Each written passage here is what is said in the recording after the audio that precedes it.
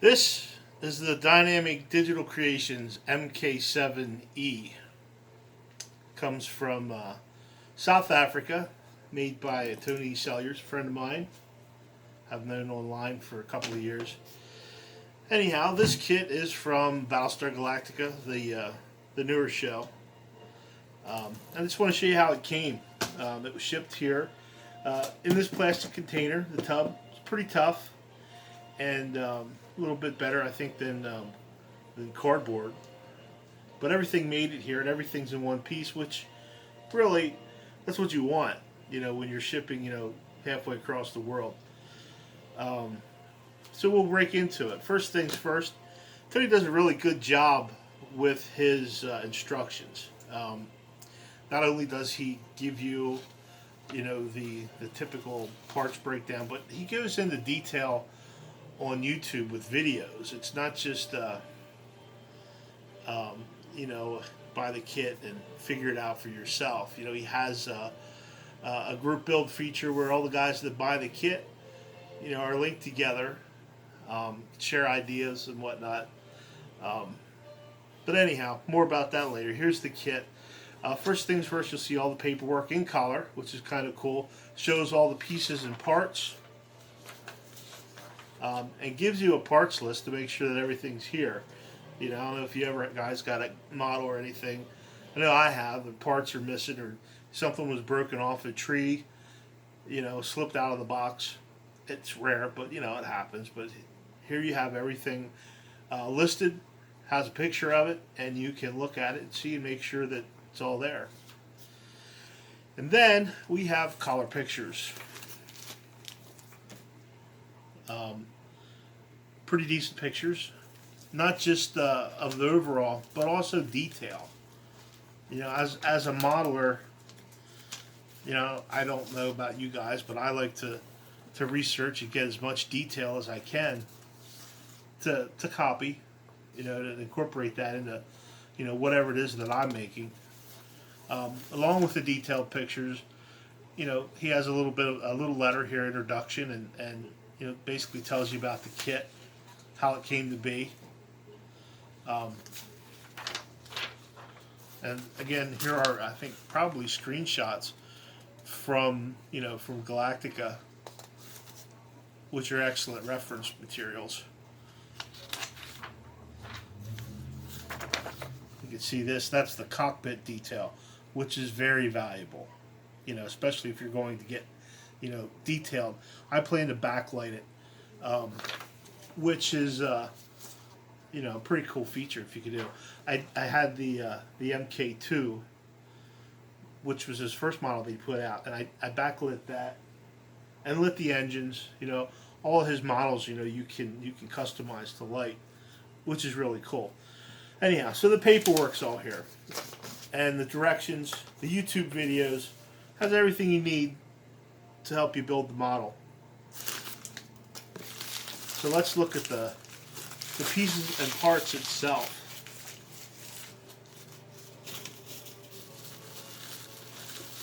Each part comes individually wrapped in bubble tape.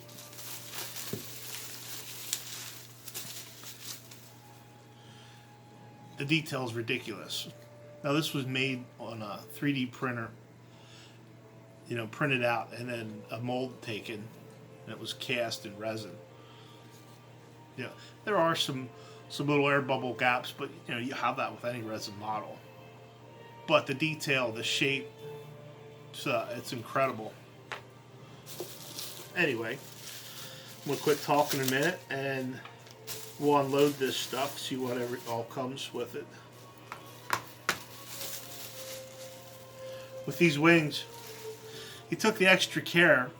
These parts here are kind of fragile.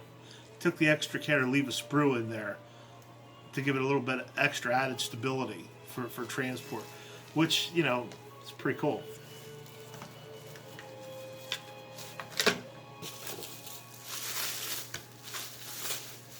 This is a huge model, 1/17.5 scale, or 1/17, 1/18. It's kind of it's those 3 3/4 action figure scales.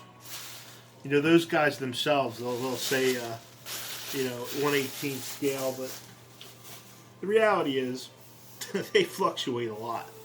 You know, if you look at a original Star Wars versus the new Star Wars out, yeah, there's sculpts, or some of the heads are tiny. They, you know, the scale is relative, especially when, you know, you're talking about a human. You know, as humans, our scale from one person to another is different.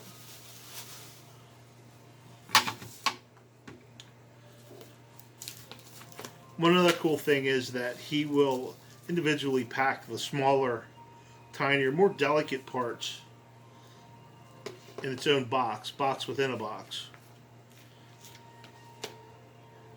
Here's that cockpit that I showed you a while ago. But the real thing. And the details, here again, you know, separate, you know, think how easy it'll be to paint that up and add that to the finished model, and how crisp the lines will be.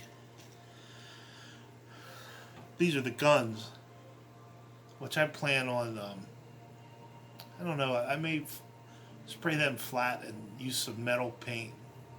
Anyhow, give them a good blued looking effect.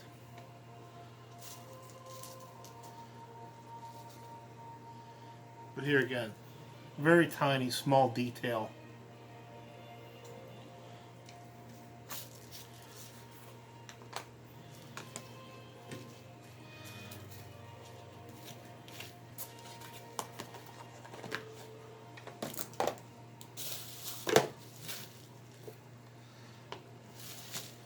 The engine compartments are actually the engine, I don't know if you call them thrusters or pods or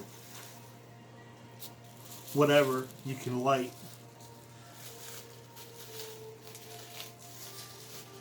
Here's the clear resin canopy, which I think is pretty awesome. You know, that was a 3D printed product that he sanded down and cleaned up really good and made a mold to clear cast it. It's awesome. I'm a little jealous of the skills of my friend.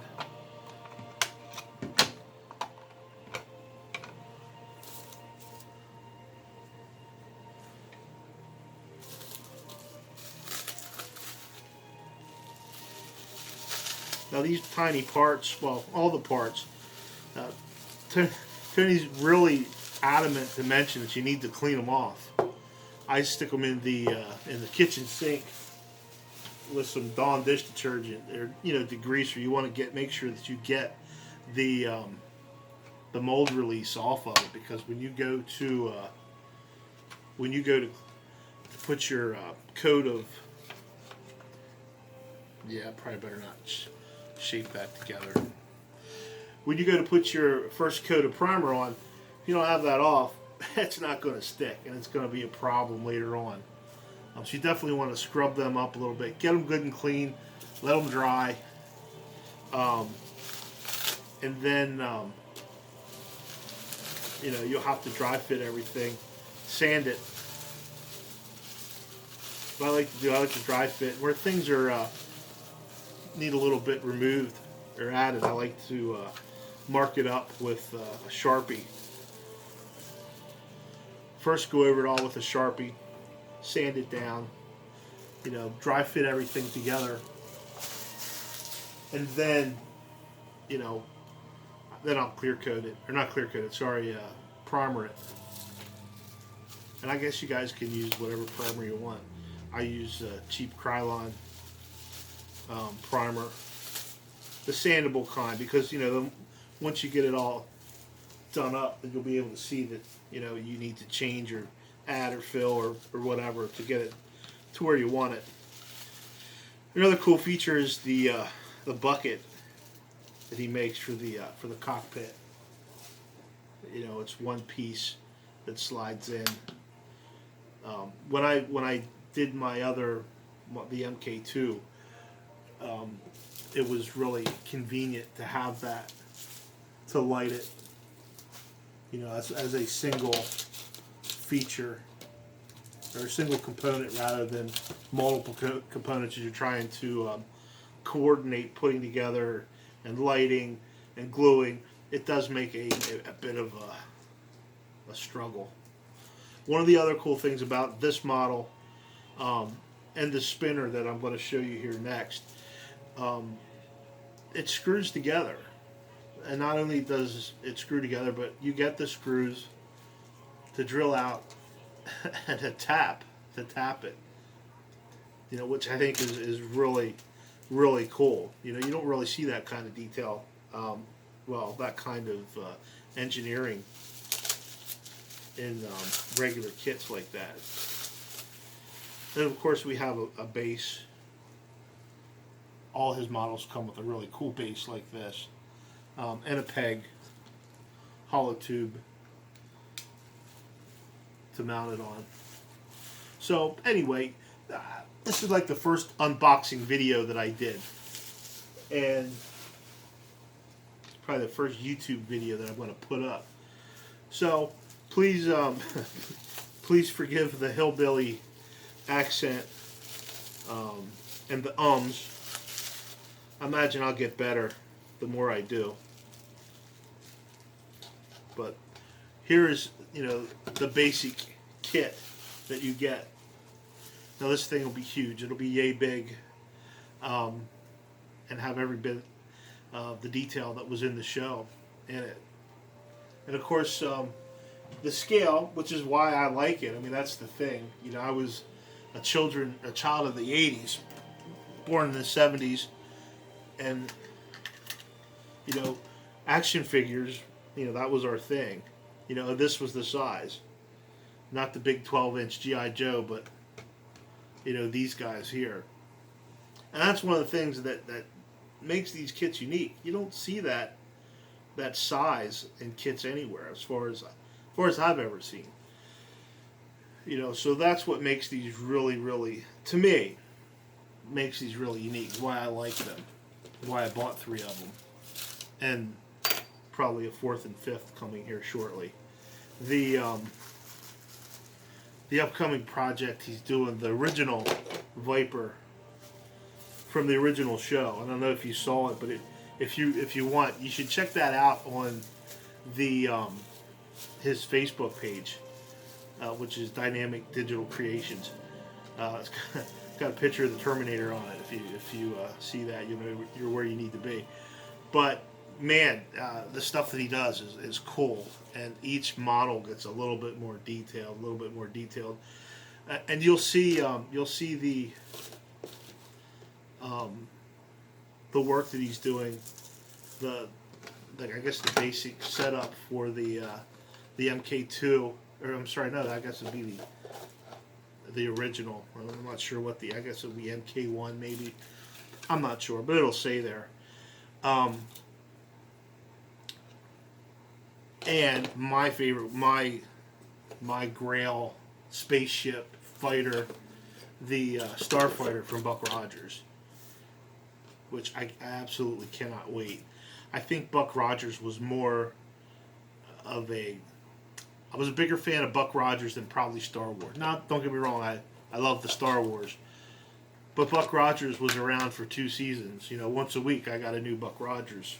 You know, I had, growing up, 3 Star Wars movies. So, you know, Buck and Twiki and Wilma and Ardala were around a little bit longer, and I think had a little bit more effect on me as a kid. Not that it drove me kind of nuts or anything like that. I mean, well, I'm a middle-aged man making spaceships, but hey, whatever. I don't judge. But anyway, I really, really can't wait to get my hands on that and finish that.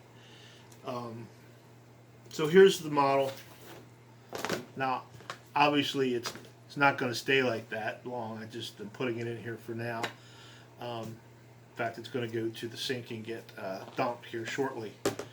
But this is it. This is the MK7 that I had. I think I got this in August. I believe. I'm not sure. But I had it for a long time and just haven't had the time to get into it. That's changed, which I'm kind of excited about that I have time for this. Now here is the new concept spinner. I didn't open this. I didn't look in this.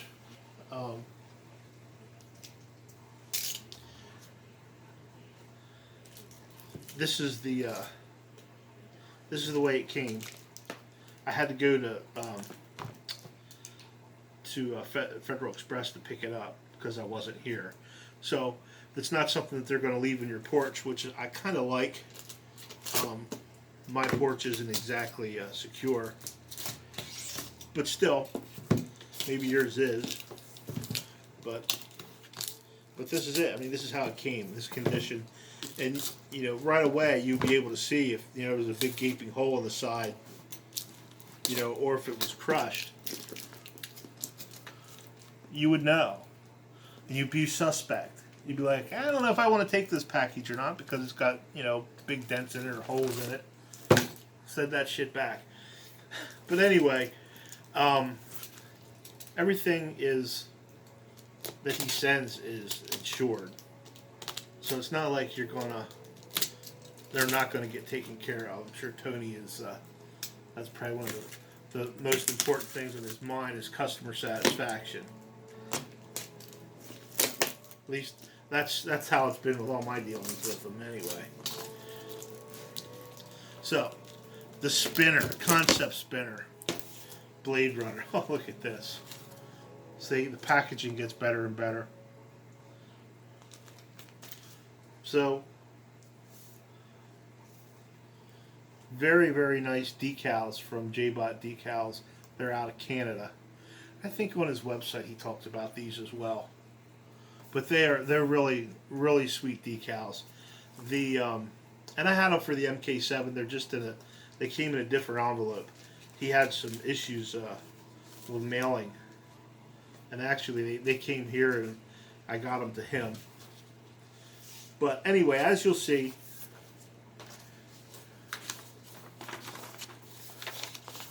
just like the other, there's details. Details where the sorry about that. Where the decals will go. I think this whole thing is about decals. I did get a link to a shared website, and then it are the directions on his website are videos, and I picked on him about his South African accent, which was kind of funny. I don't think he thought so, but anyway, I told him that he'd be able to laugh at me with my Pennsylvania Dutch hillbilly accent, when I post this. So here we go. Let's look at this. I don't think there's quite as many parts. It's a little bit smaller, but it's not a fighter, it's a car. Flying cop car. Some of these things were molded in clear for lighting, which I think is really, really smart. These are the front. They look like wheels, but I don't know if they're like pylons or what have you. But they're clear, and they're built hollow so that you could run your wires and light as you needed. You would mask off the rest of it. So the only detail that light up detail that's shown was what you wanted, which is really kind of cool. I really like this feature in these. Anything that makes it a little bit easier to light, I'm all for it.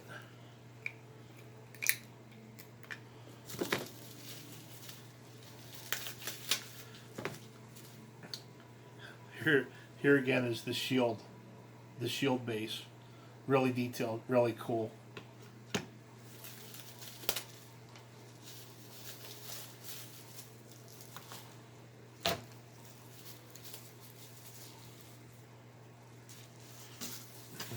One of the neat features here, if you look how it fits perfectly together, this part. And I have no idea what it is because I'm not that far ahead of the process yet. But if you look, I think this is like the front of it. I'll try to pretend to assemble this thing. Now, I like the Blade Runner, the original. I saw the second Blade Runner, or 2049. The one was out last year that this was kind of based off of. And I don't know. I wasn't a big fan. I mean, I didn't not like it, but it didn't make me crazy.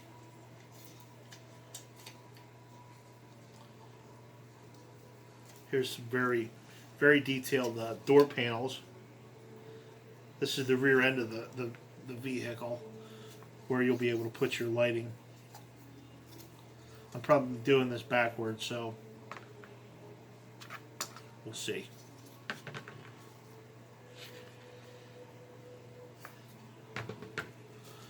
This was sculpted by a gentleman, I think, in Germany, Werner Lace, which is really cool. I mean, he sculpted that. That's not like a computer-generated deal.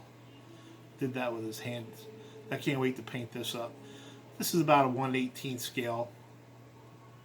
He's probably a little smaller, but perfect for this. And this will be a static guy to stand along. But there again, the detail on it is really, really cool. I don't think that this will pick that up.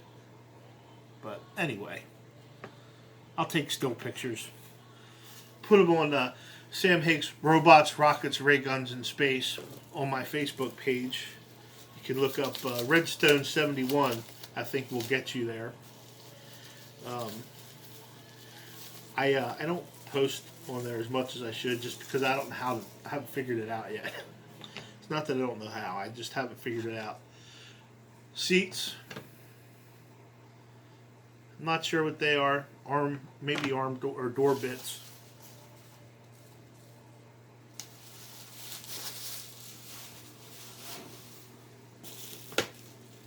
Probably should have turned the radio up a little more. I started this video and it got too loud and it distracted me. Oh yeah, look at that.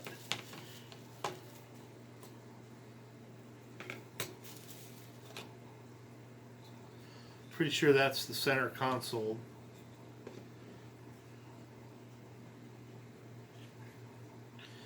And here you can see the dashboard. And it's hollow in the back. Love that. So those little screens and whatnot there, I'm going to hollow them out and backlight them. I have some do-it-yourself decals, and I will I'll make a little video screen or whatever and put in there to give it a little bit more detail.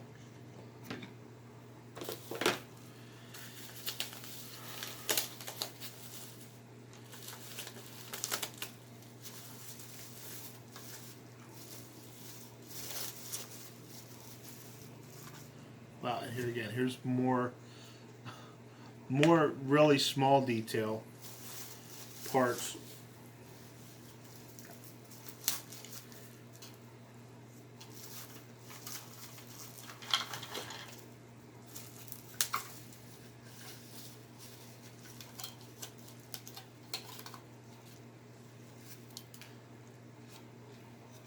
This obviously would be the main body.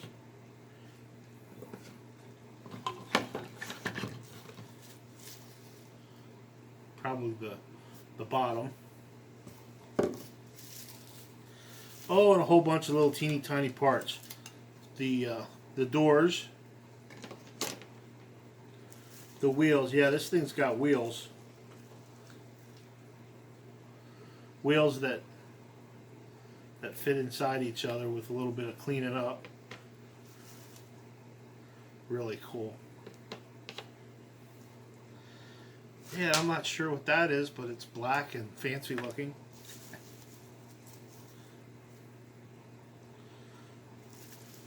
Little thruster pods.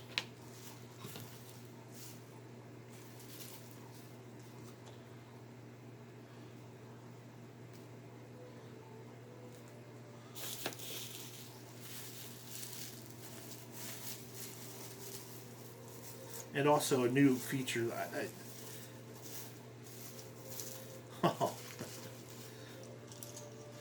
These parts were for the MK2, and these are for the MK7. They're inserts for the rocket engines to light, which my buddy threw in to surprise me. I had no idea. Originally, I made these out of what I cast the original. They were solid, and I made them out of hot glue because the crystal clear I had was junk, and it worked. But now I have these. I have a little bit more work to do. Thanks, Tony.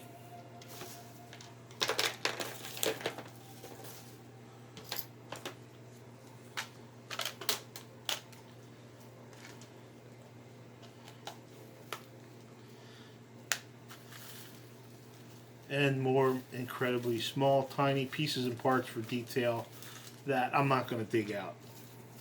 Take my word for it.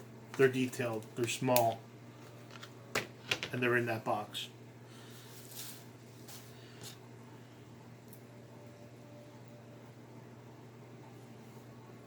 This would be the rear end rocket engine.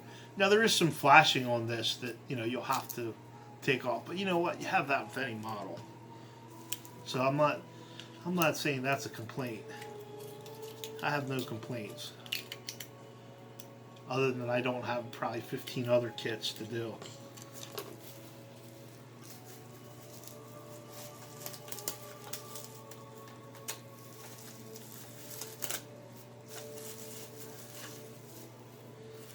Oh.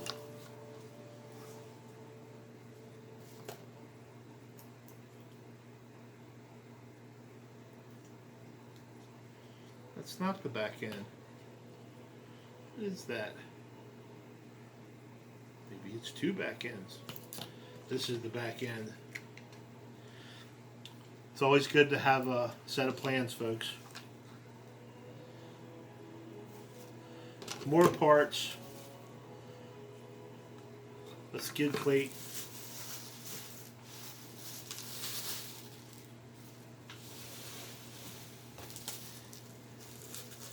And the window.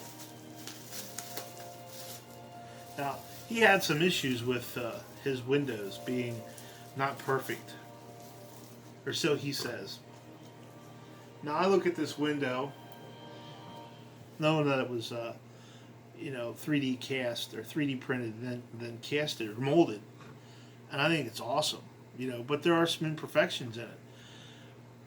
But when you build your model, I don't know about you guys, but when you build your model, when I build my models, those imperfections are what set it apart, give it character. I don't have any crystal clear, perfect, crisp models. All mine have some sort of weathering or dirt or crud or imperfections that make them unique. And I think this is pretty cool. But I asked him to send me one of these because what I'm going to try to do is I'm going to dip it, give it a light sanding, and I'm going to mask off the areas that'll be painted and dip it in the future. Because I never used that future before. I wanted to see what happens. So it's going to be a test piece to see what the deal is. I think it'll work okay, but I don't know. We'll see. It'll be a test, and hopefully that'll work. But here again, these parts are good. Good for me anyway, and I'm sure they'll be good for you.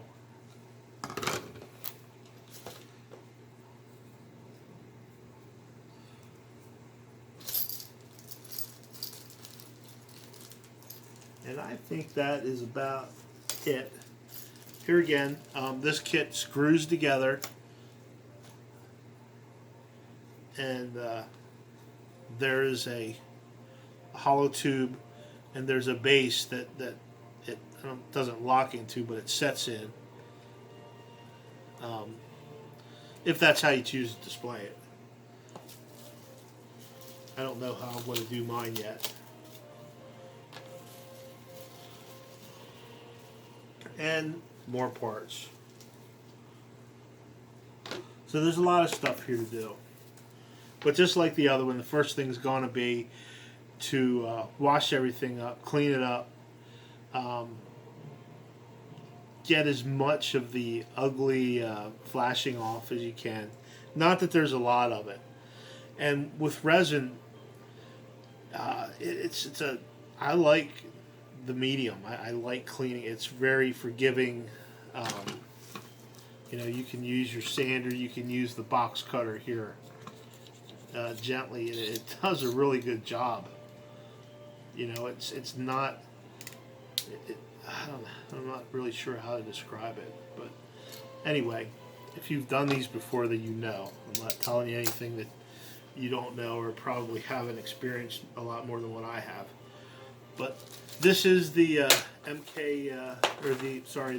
the spinner. The MK7 is down here in the box, which is going to go to get washed. And I'm going to put this back in, and before I go, and I'm going to go try to edit this, and hopefully I don't listen to myself and sound too much like a hillbilly that I decide not to put it on my page. I may not do that. I don't know. We'll see. If you see this, then you know I didn't chicken out. So I'm probably going to do some more videos. Well, obviously I'm going to do more videos because I want to get better at it.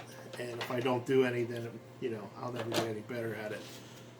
So I think next up I am going to do I'll give updates on this as I go. I'm going to build this and the MK7 at the same time. Not exactly the same time, but when I paint one, I'm going to paint the other. When I light one, I will light the other, just because it's easier to bounce back and forth. Doing one, well, not bounce back and forth, but do one thing at a time. Set up your paint area once, and your electronics area, that kind of deal. So, anyway, the MK2.